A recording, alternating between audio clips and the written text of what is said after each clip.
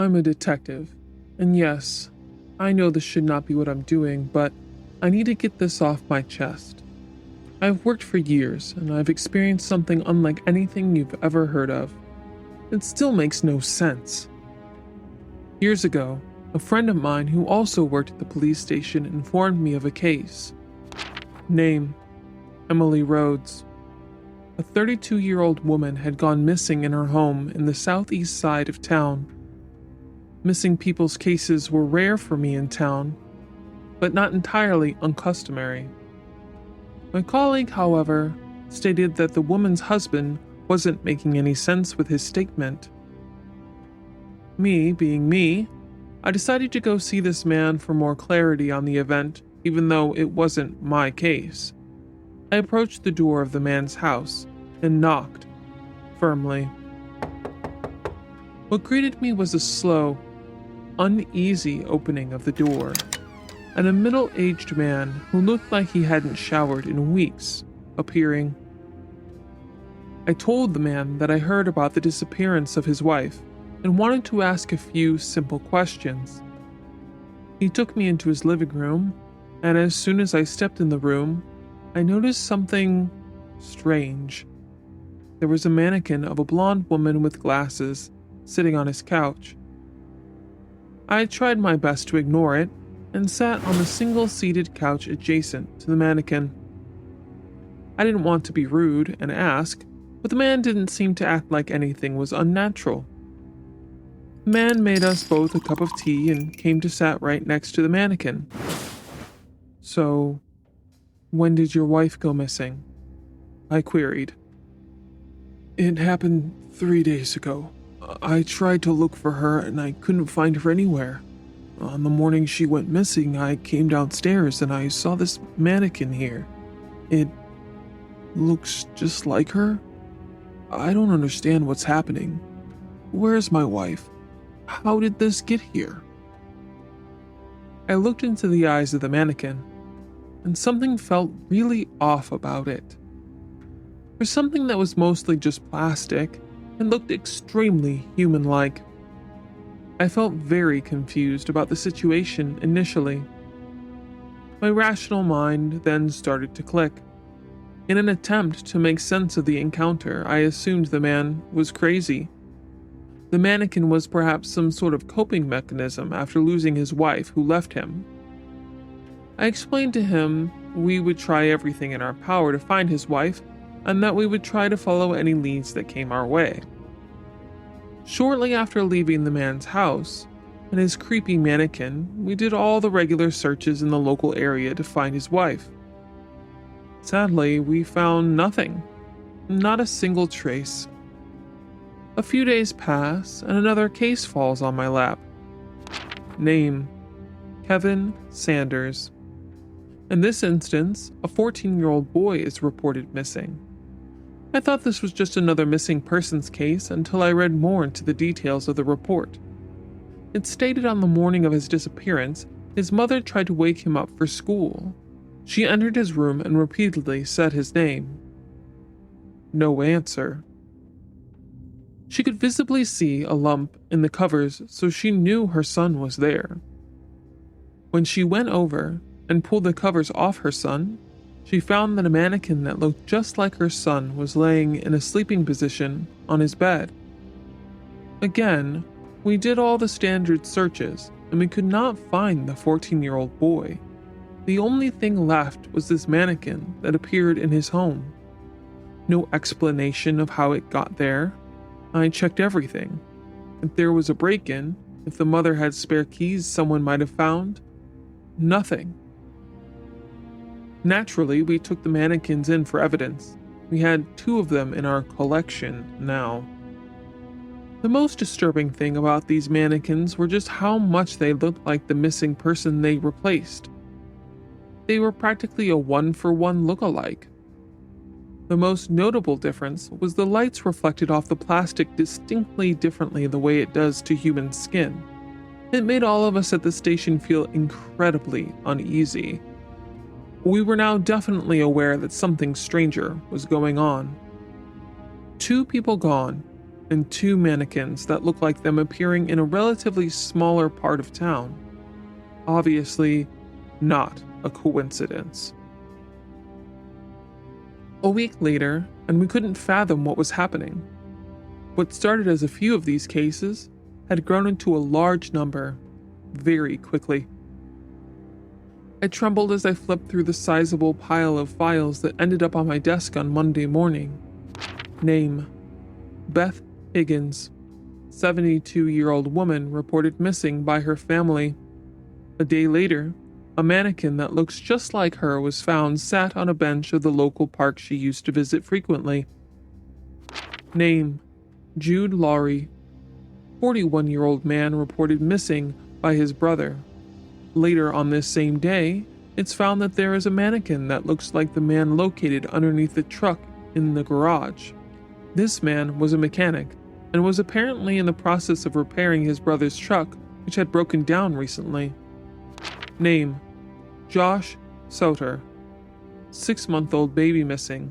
A mannequin of a baby is found in the crib by the infant's parents. After a 3-week period, we found that 9 people in the same town had disappeared and were replaced by a mannequin version of themselves.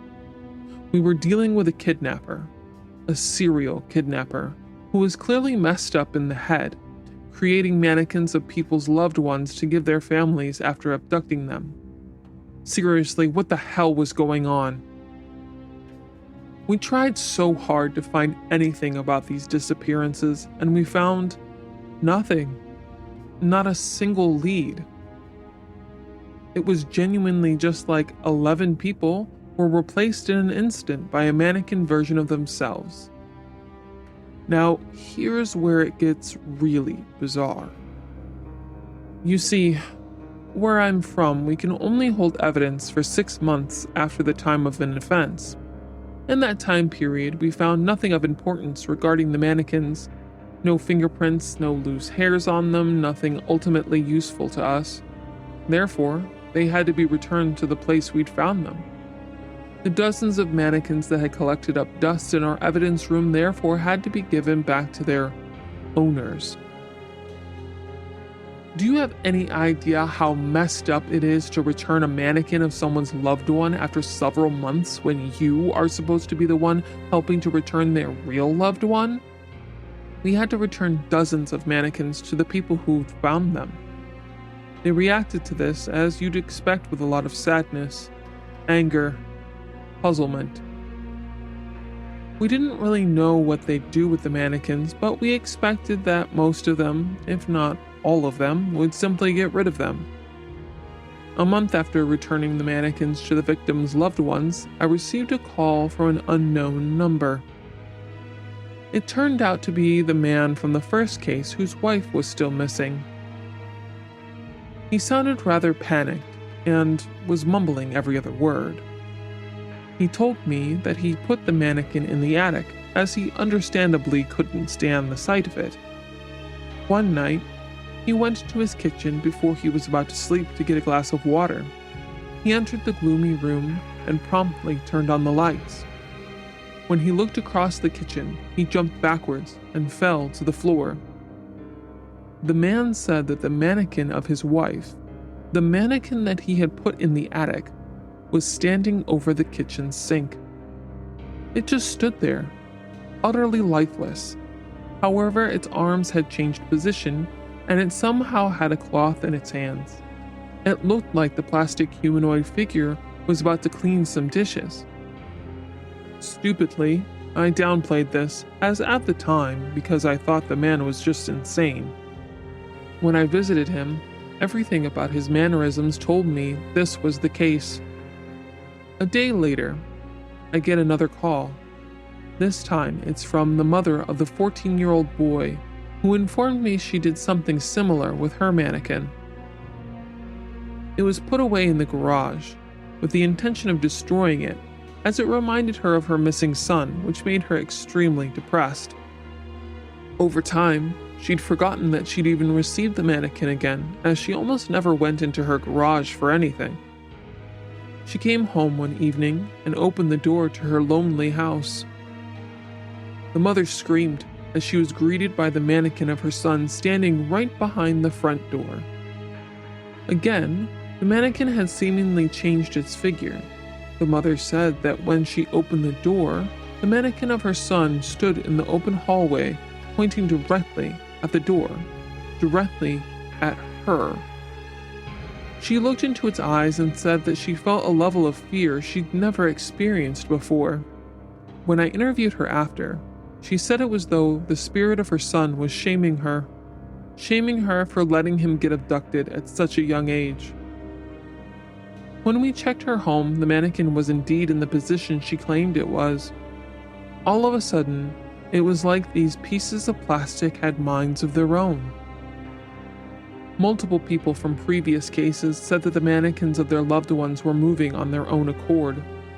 In the police station, we now believed that the kidnapper, after many months of inactivity, had returned to yet again mess with the loved ones of the victims.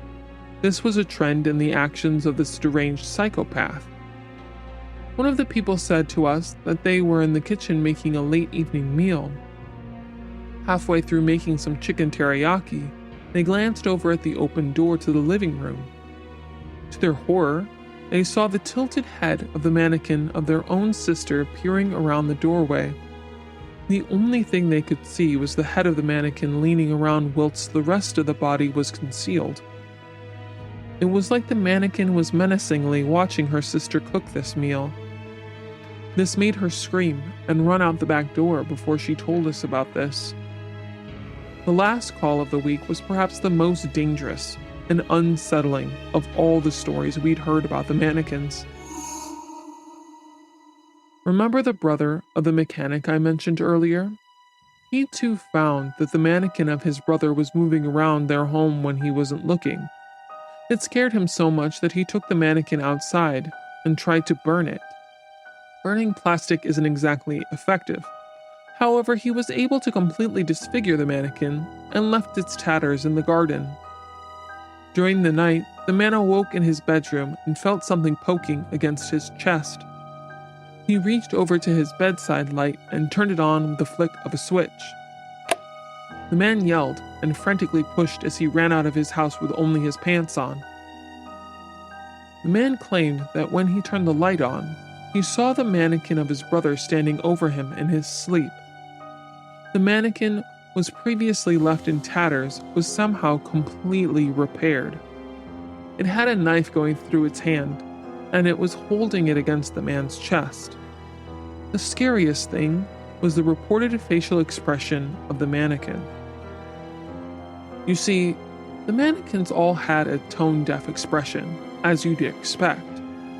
When the man turned on the light, he said that the mannequin had lowered its head and looked directly into his eyes with a knife on his chest. It didn't have a tone-deaf expression. Instead, it displayed an emotion of anger. The man saw the plastic face of his own brother looking down on him as though he despised him more than anything else in the world. Almost like it hated the fact that brother tried to burn the mannequin and wanted revenge. We knew that we needed to take the mannequins back into evidence as soon as possible. The cases were officially being reopened. Before we could do this, all of the mannequins on what appeared to be the exact same day had disappeared. They were never seen again. We had just set up a variety of plans to catch the kidnapper too. This included newly set up CCTV footage to capture who this person was. The disappearance of the mannequins, however, meant that the kidnapper also went back into hiding. To this day, I'm left with the night terrors about these cases. You have no idea how much it hurts to see these people so upset, and you essentially can't do anything. I'll never be able to shake this feeling off for the rest of my life. The people who disappeared before the arrival of the mannequins have been missing for years. God bless their souls, wherever they are.